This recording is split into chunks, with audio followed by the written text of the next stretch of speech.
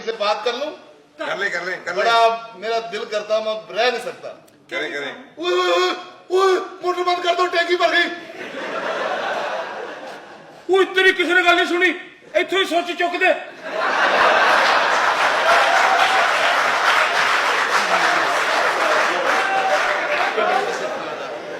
अभी आप जिम करते थे, जिम? हाँ। ऐसे? हाँ।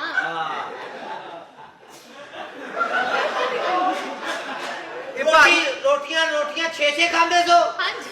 तदा ही फटा बहुत है तेरे मुंह च फटा अब उल्ट कर ला इनू की आंदा ही हाँ गड्ढा गड्ढा। भाई जी गड्डी 'ਚ बैठो।